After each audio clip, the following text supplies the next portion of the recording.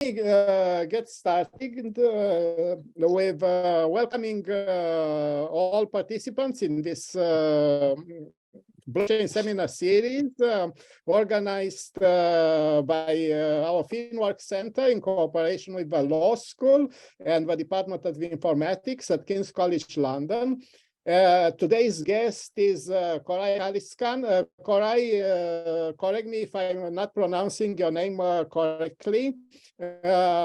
And I'm particularly grateful to you for being with us today, especially with a view to the great tragedy, the great earthquake tragedy, which has happened a couple of days ago in Turkey.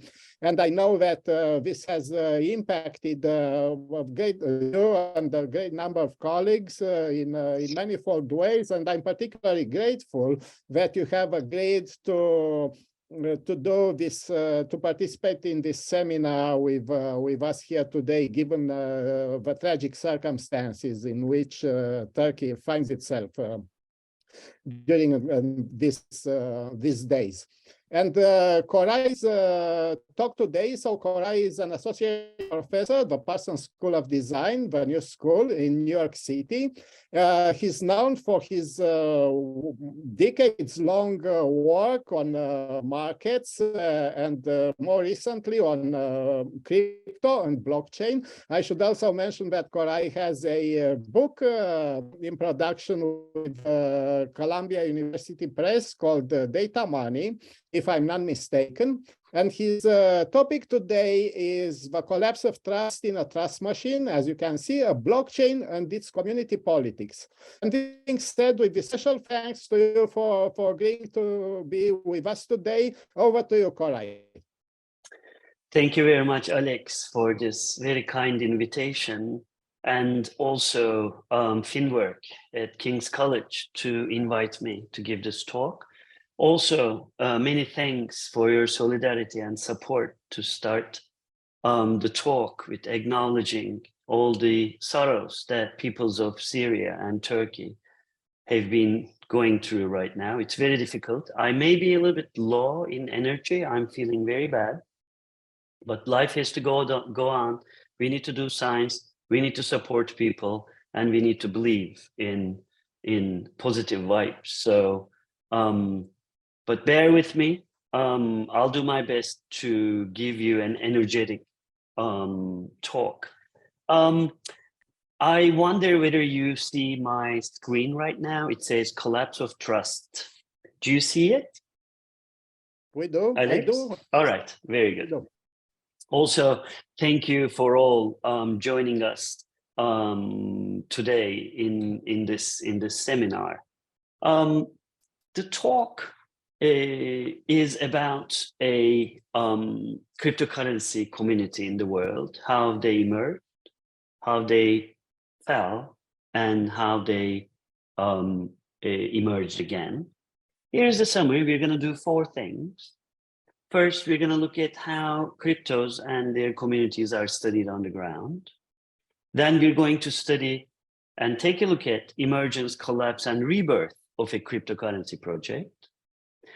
We're going to look at before and after surveys of this community, before the fall and after the fall, and take a picture of them. The talk has 2 takeaways. First, I'm going to present you a detailed study of a rise and fall of a project. 2, this is going to be one of the first detailed analysis of a global cryptocurrency community. I will present you a new approach to study distributed action in economic organizations. And also, we will see how we can introduce design as a social research tool by bringing design and science together. By and large, there are 3 approaches to cryptocurrencies. First approach argues either that everything is new or new scam, or nothing is happening, it's a greater fool's gold. One part says that this is something revolutionary, this is something very new, and it's going to change the world. For Tapscott and Tapscott, a cryptocurrency, a couple, father and son, who are both entrepreneurs and lay analysts of popular analysts of cryptocurrencies called it as a revolution. There's a film that calls it a trust machine. The other stylized version to approach cryptocurrencies is to argue that nothing new is happening. It's a greater fool's gold. It's nothing, it's scam, and etc. I believe both perspectives are problematic. There are also another perspective in social sciences that wants to see cryptocurrency as just another financial device or relationship. And they look at to measure it by looking at its trading, forms of assetization, hedging, price volatility, trade regulation, or derivatives. So you can study a pork belly price or a Bitcoin price. It doesn't matter as long as we have data to look at. Social sciences seem to disagree with these two hegemonic approaches. Many people looked at the socio-technical histories of cryptocurrencies, the social processes that make them, considerations of power within those communities, forms of institutionalization in blockchain communities, markets and their materiality. This is what I usually focus on, and their infrastructures. I'm going to ask two questions and we'll try to answer them in the next half an hour or so. How do cryptocurrencies emerge, succeed, and die? And how do they address questions of trust? Talk a little bit about the research. The fieldwork was until March 2018.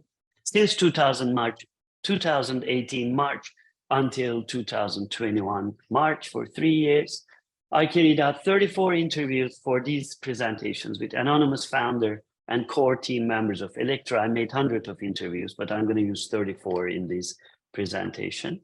The survey we're going to talk about is 246 respondents. The computational text analysis is on Bitcointalk's Electra pages. Electra protocols, more than 18,000 Twitter followers and more than 100,000 followers of them, and their interactions data and their followers.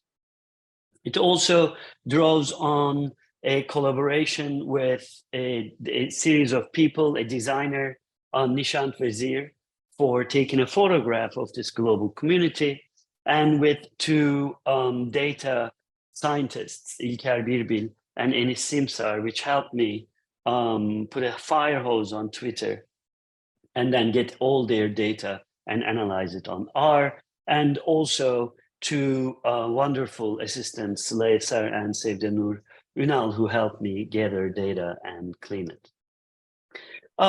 We need to start with a few key definitions. What is a cryptocurrency? What is data money? What is blockchains? A lot of people treat cryptocurrencies as digital cash or digital currency. But this is problematic because almost all our cash and currencies are digitalized for more than 40 years now.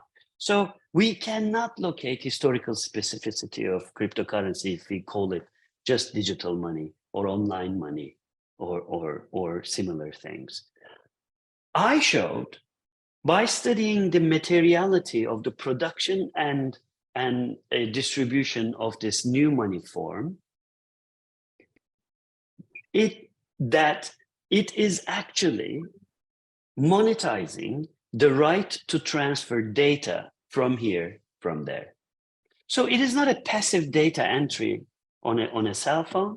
It's a right that is registered on a blockchain, which is an accounting system. So like paper money, you transfer paper.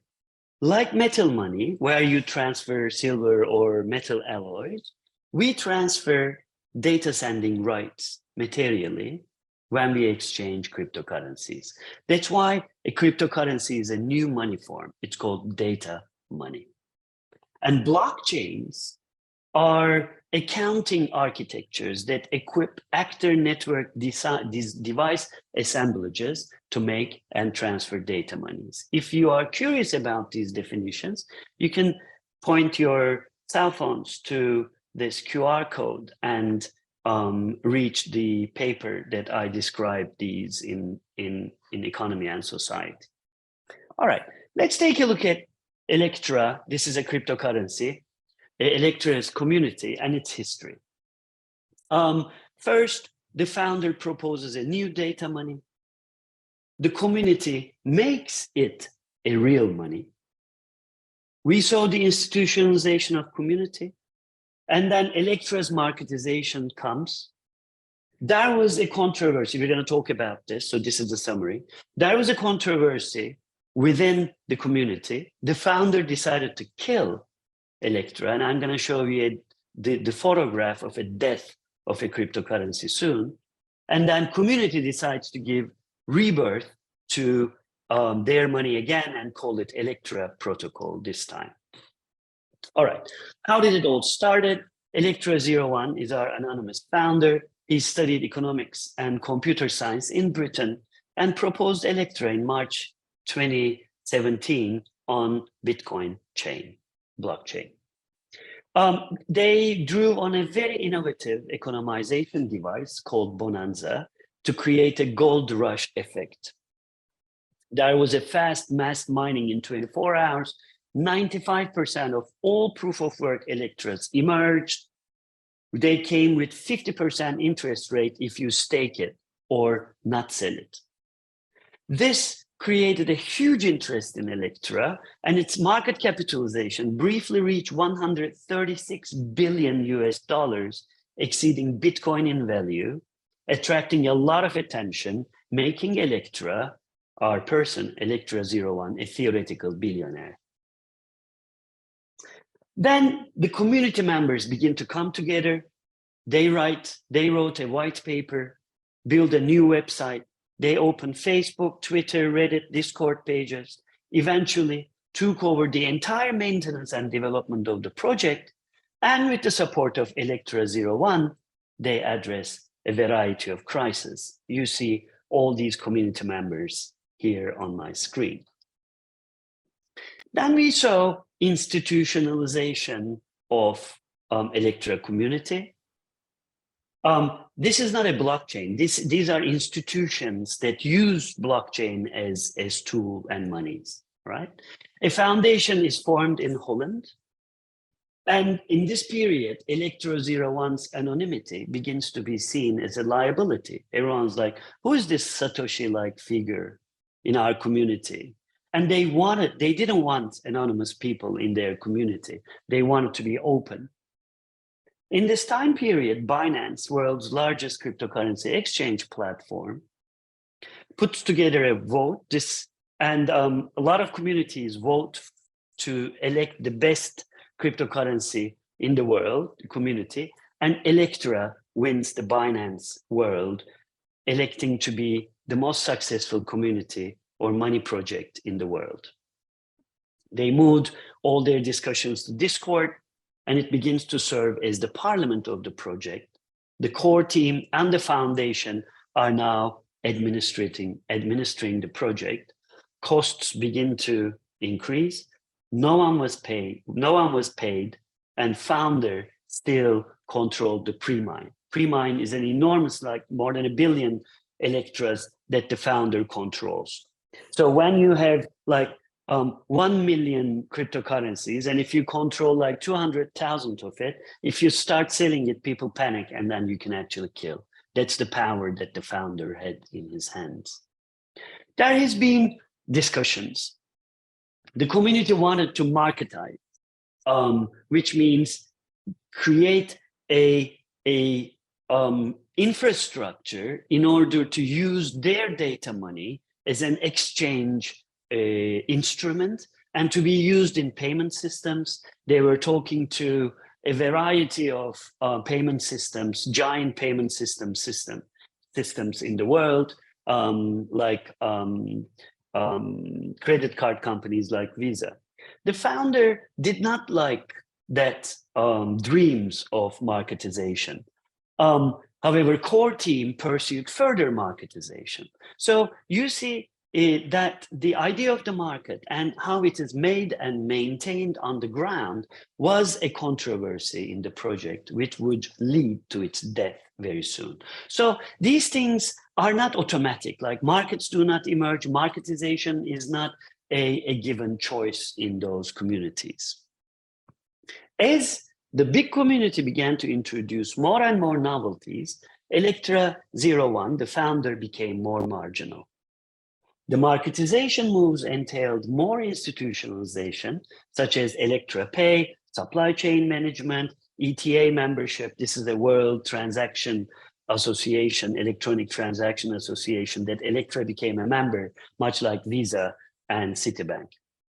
Core team began to ask for pre-mines and stakes of the founder, because the founder said in the beginning that all the Electras that he's keeping in his wallet was promised for the development of the project. So he said, I have some Electras for myself, but most of it are for the project.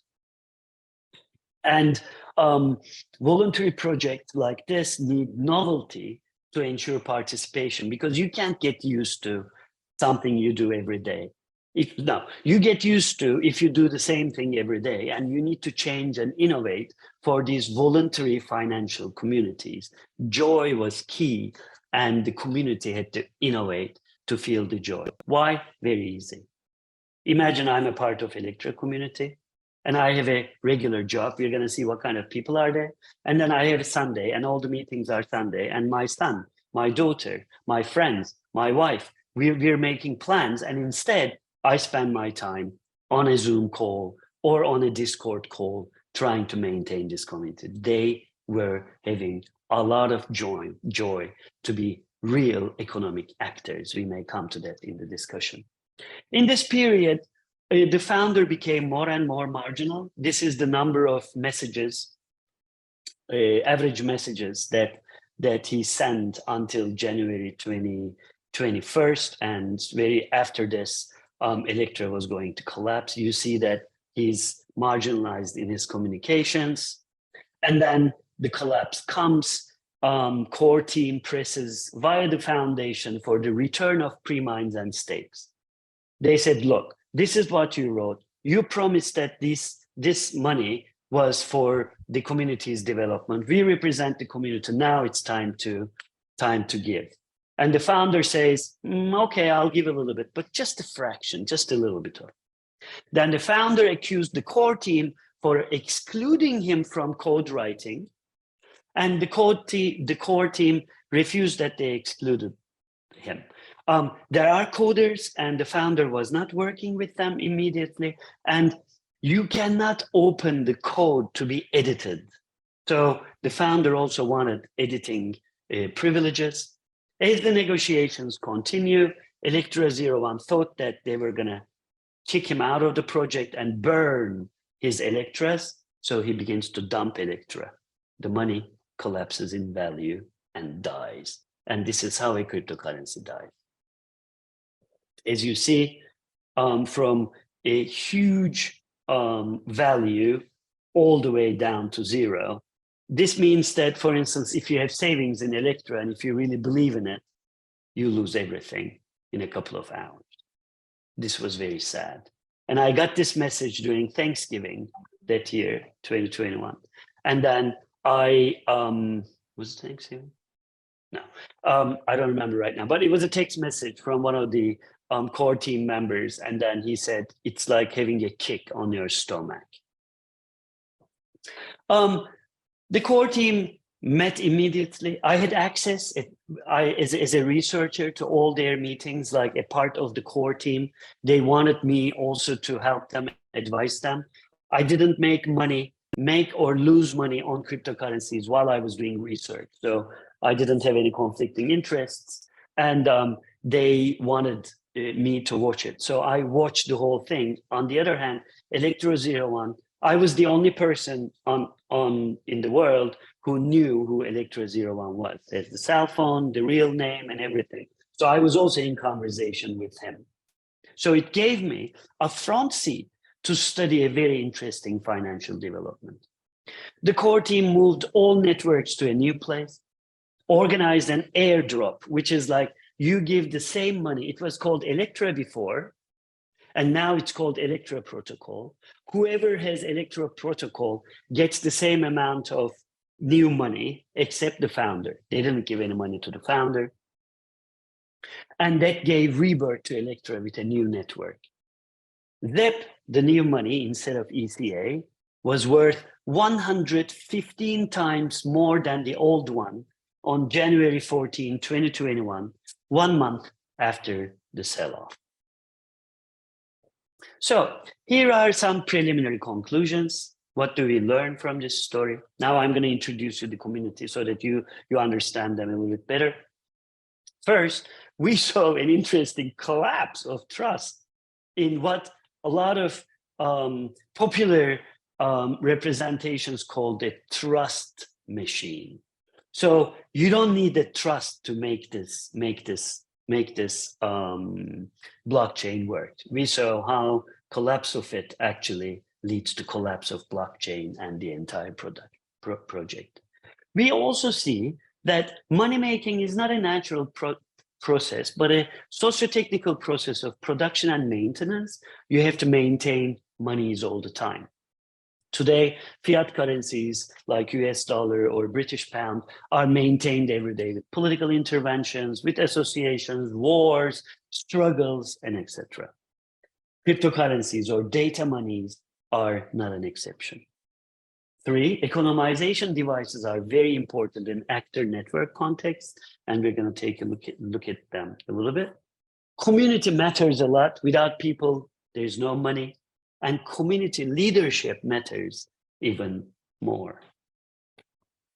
Let's look at this community. This is one of the pictures that we took in 2021 about the community. This is a global community. They're everywhere. I'm gonna show more sociological information about them very soon.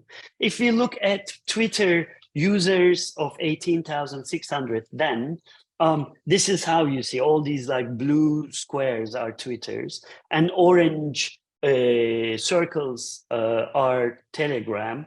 You have Reddit, you have Facebook, there's Discord in the middle. The founder is this person right there, a little bit away from the core team. And this blue is me, the researcher within this team. Closer to core team because I knew them and I found their concerns legitimate, and a little bit far away from the founder, who was very generous in teaching me details of cryptocurrencies and also how they build the community. I have carried out surveys about this community before and after the collapse, and we're going to look at now the survey after the collapse. And the community followed the core team, not the founder. How do we know it? I asked. Almost 100% of them moved to the new project. I used Google Forms. It was anonymous. It was transparent. I shared the results with the economic actors, the core team, so they could also see what's going on. I did controlled sampling. Discord and Telegram participation targeted to be at least 50%. We got 242 answers. Discord and Telegram membership constituted 90%. So we're talking about almost a complete photograph of what's going on in the center of this community. And more active community members represented more. This is one of the weaknesses of this survey. How many members are we talking about in entire community? If I ask this to the membership, they say that very active members are 271, moderately active 536. And according to them, the total is around 4,300. How active, why? They usually use Telegram and then Discord and then Twitter. As to the question, which platform do you use the most? Why are they a part of this community? Most of them said for making money. All right, this is number one, 40%. However, the next two most popular answers to learn about cryptos and blockchains and to enjoyment, like personal enjoyment and joy, if you add them together, learning and enjoyment is 43%, more than making money. How active are they? Most of them are active, like 30% is active 3 days a week. This is also an old and financially conservative community. I was not expecting that. I thought they were very young people. They are not very young people.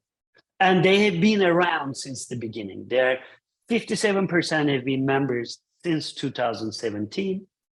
38%, in average, a community member has 38% of their assets in crypto. Only 22% of their assets, 22% of this have assets, which is more than 75% of their assets in crypto.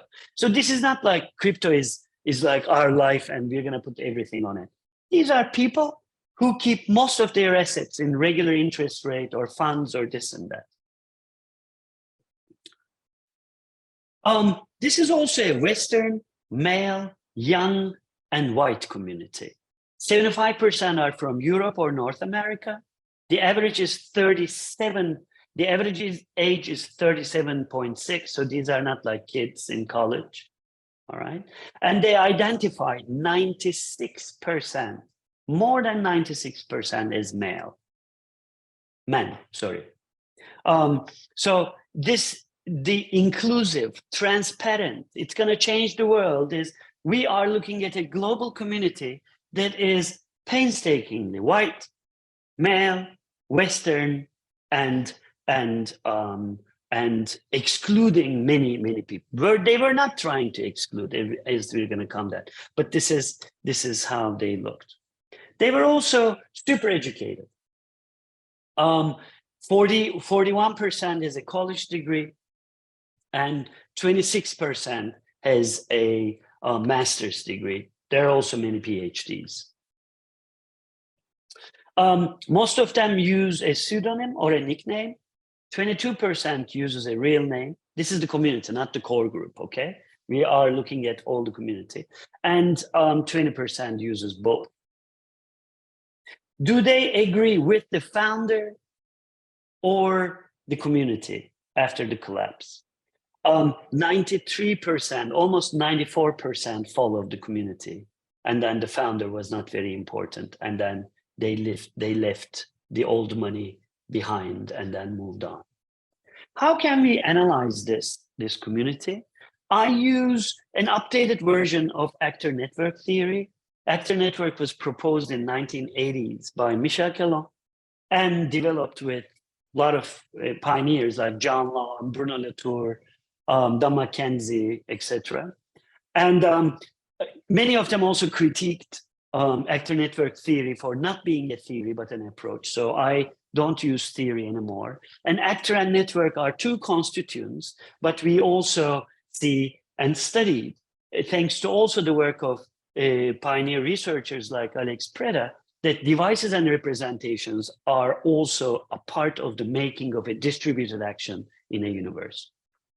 So this approach now, my approach, focuses on the distributed agency that's spread around devices like Bonanza, gift monies, actors like the founder, core team, women, representations like discourses, scientific statements, models, and networks like Discord, infrastructure, and their organizations. Let's take a look at the representations. With what terms does the community talk about itself? What kind of scientific and lay statements or discourses are used?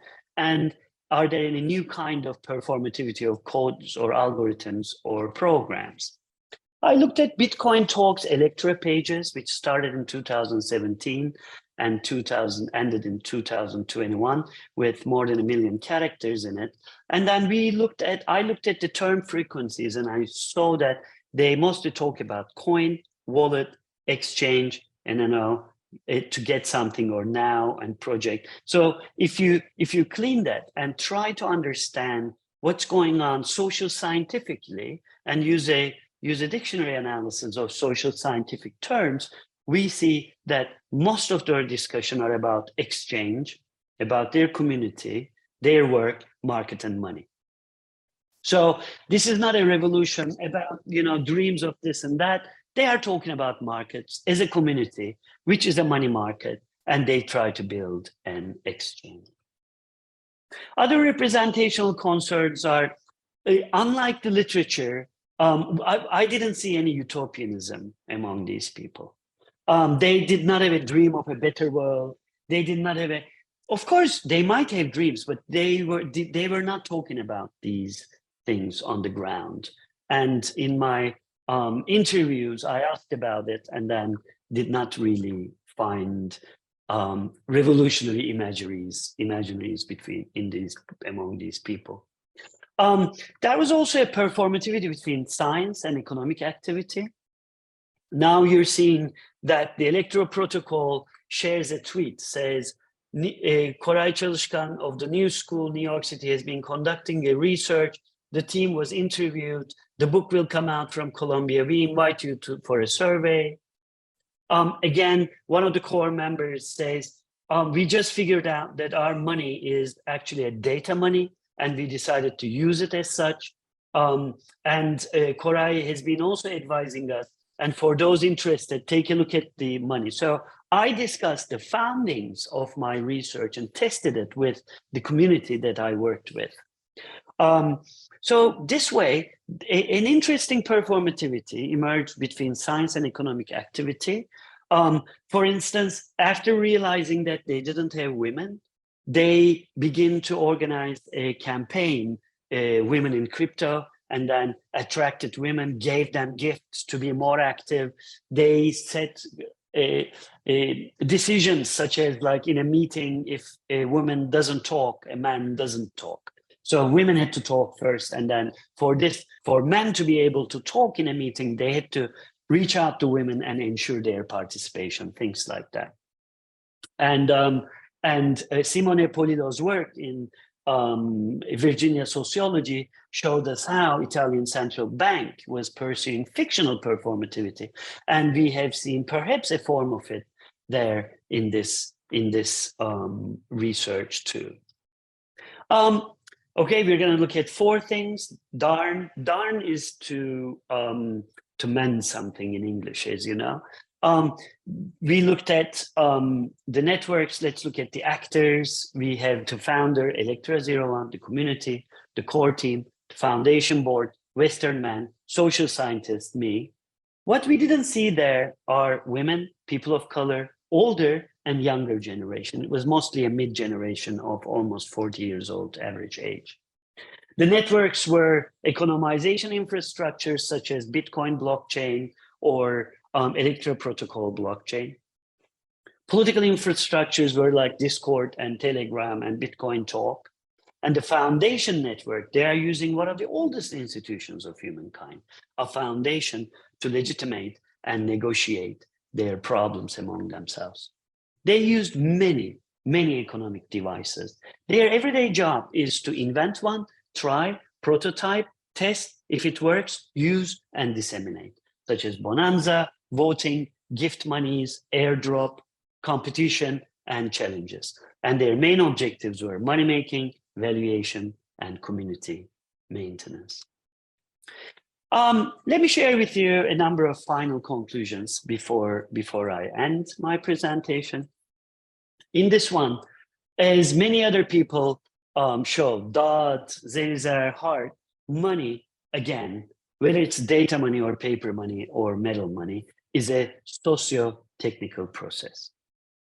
Second thing that we learned in this case study, not only that it showed us perhaps one of the first pictures of a global cryptocurrency community, but that study of failures are also very important in social sciences. The founder needed the community for his idea to turn data into money. Yet the community needed to innovate as they mobilized a barter economy in making money. This embedded contradiction would feel a grievance that then turned into a conflict. And then this brought the end of the money.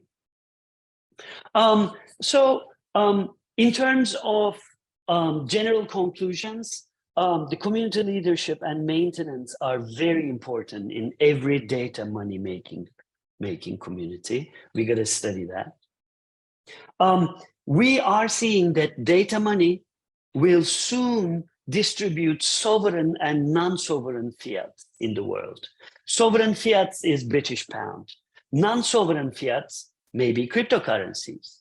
And then if a central bank digital currency emerges, we're going to see it as to be a sovereign data money or data fiat very soon. This is going to introduce an entirely new area of discussion for us to understand monies and their circulation. Instead of and, you can call it rand, you can call it dran, you can call it darn.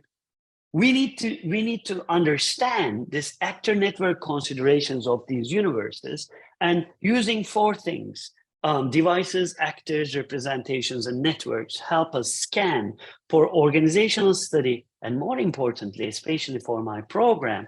I am one of the directors of the graduate program in strategic design and management at the New School. It's great for us to imagine organization anew and repair their problems.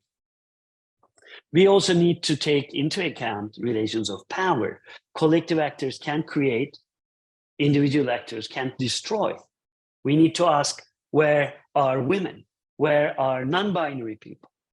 Any typological differentiation of data money communities, we don't know.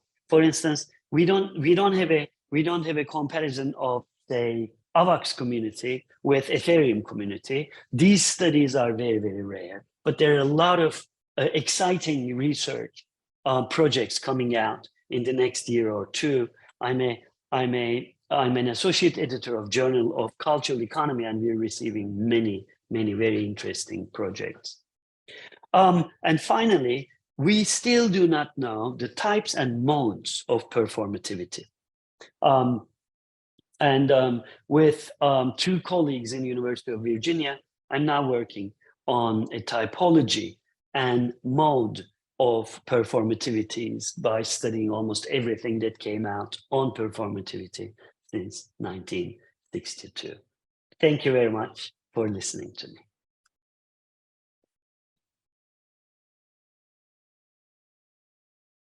Alex, you're muted. Indeed, I am. I always forget that. Before we go over to the Q&A part of our seminar here, let me say the following.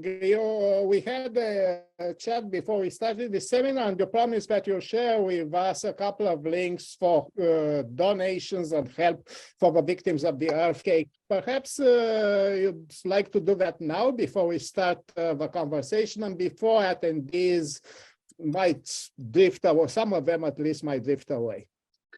I am adding it to the chat box, a little piece. Yes, that would be great. Thank you. Okay. So everyone to have in the chat box link. Okay.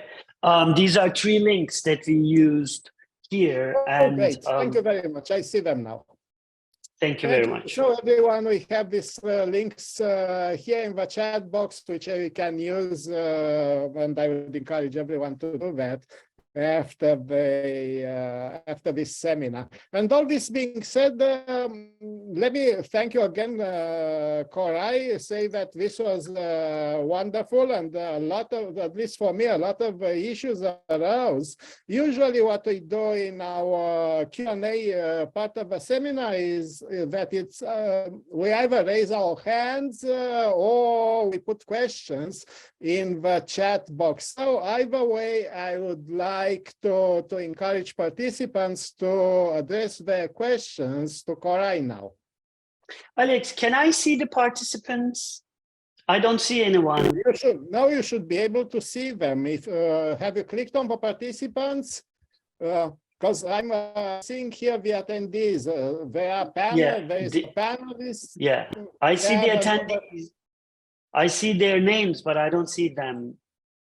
Oh, yes, I should have asked, that's my fault. I always forget that. I should have asked Marian at the start to change the mode It's of the okay. webinar. In this setup, we don't have that, and some colleagues, Crawford, who's here, has suggested that, but today I just forgot to ask her.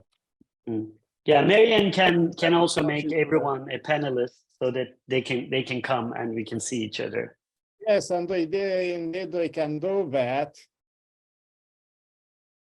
which I will do right now. So let me, while I'm continuing doing this, it shouldn't take all too much. Let me break the ice by asking you the following. So on some of them, some of our participants, from what I see, would prefer to stay like this. So it's up to them. If they want to, I'm going to promote them, and they can reject being a panelist for a number of reasons. So here we go. Koray, let me ask you the following. Partly it's a little bit more provocative, but that's what questions are meant to be too. So on the one hand, your story sounds like a little like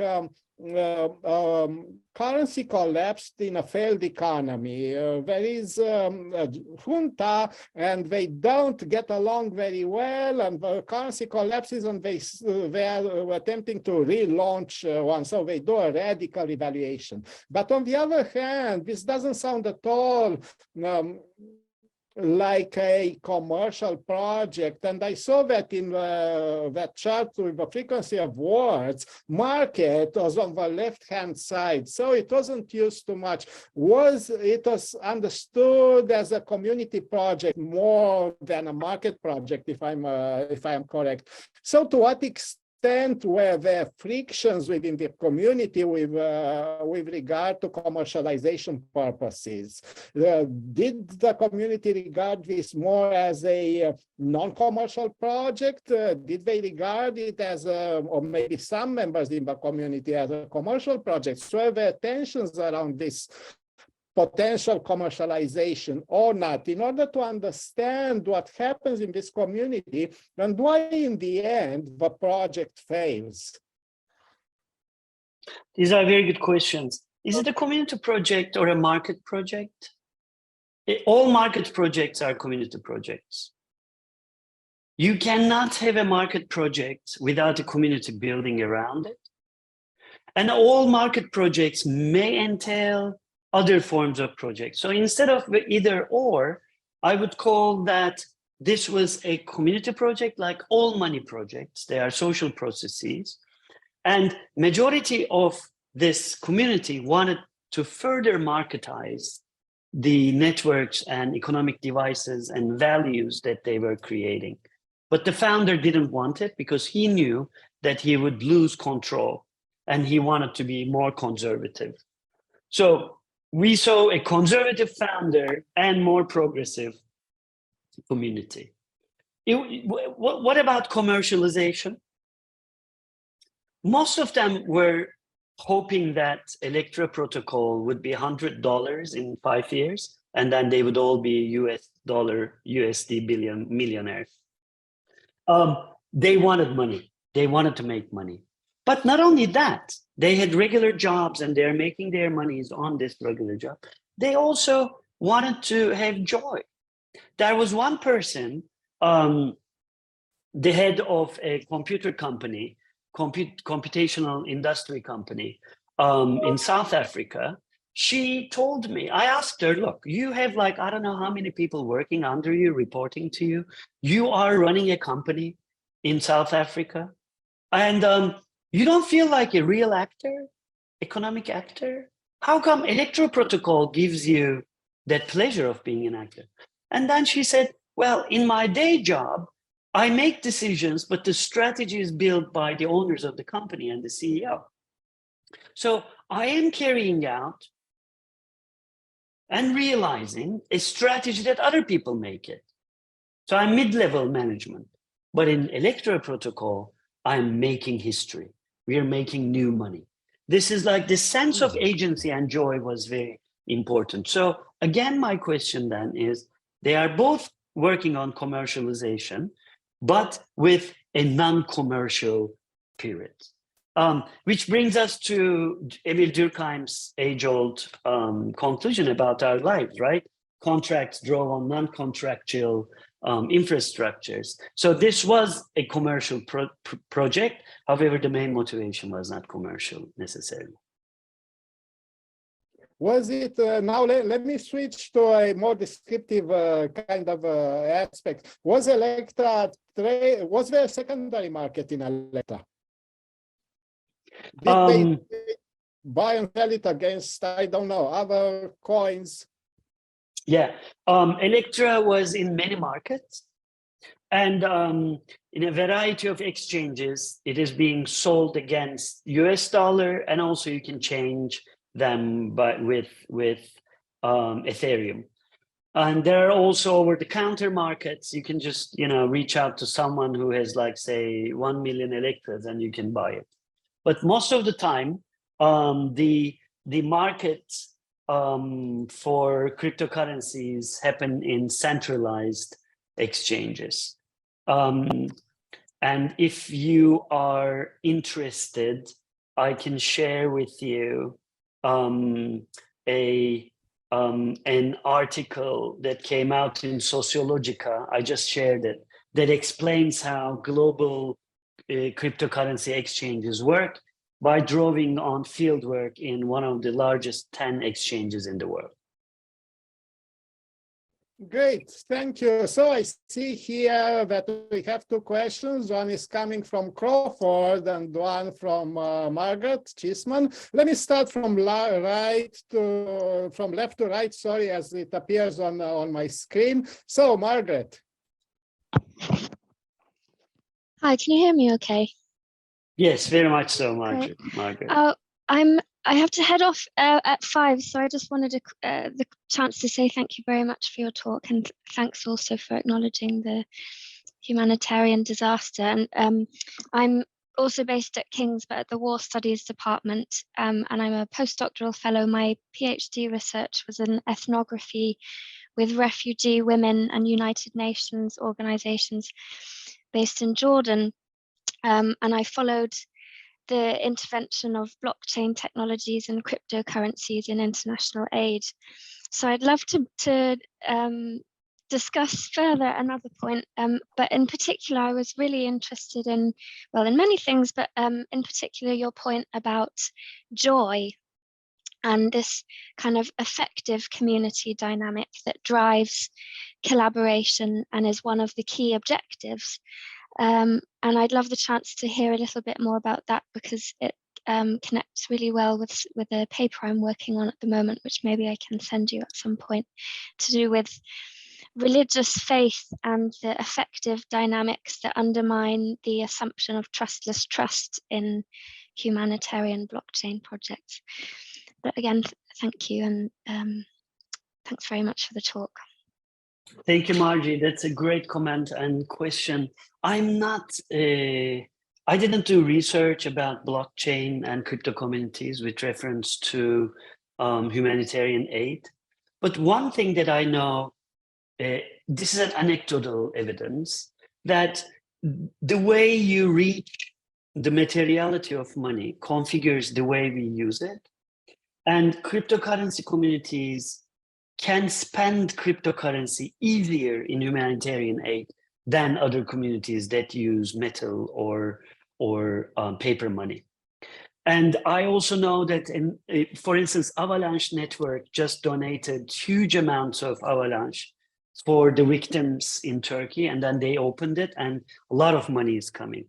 When there's a cause and a cryptocurrency community opens and invites people to donate, it's very easy to transact. It's very cheap to transact. And we see more solidarity movements among these people. But these are all anecdotal evidence. And I need to read your research to learn more about it. But this is my 2 cents on it. But thank you very much for your comment, and good luck with the paper. I'd love to read it. Thank you. Thank you both. So, Crawford. Yeah, hi, Koray. Fabulous presentation. Thanks very much. I have two questions for you. First one is, how representative is this community of other sort of crypto projects? I know it's not a comparative study, but you're well positioned to probably offer some reflections on that. And secondly, how progressive is this at all? I mean, whatever they're trying to achieve, you know, should we want them to win? These are very good questions. You also asked me who Satoshi was, and I wrote you privately that I know who he was. Of course, I don't know who he is. I mean, everyone has an idea. But I know the Satoshi of Electra. I met him. It was in person. And he asked me, I asked him, why anonymous? I mean, you're rich. You want to have acknowledgement. You want to be recognized. You're the Satoshi of this huge project. And then he said, look, it's very easy. On my cell phone, someone comes with a gun on my head, takes me and my cell phone. He can get all my, I don't know, millions of dollars. So this is a great money, but it's also very easy to steal that money. Unlike your bank account, you can't withdraw more than 5,000 pounds. If someone takes you to the bank with a gun, it's like he can't get the money. So materially, this is fast, but it comes with liabilities. How representative is Electra?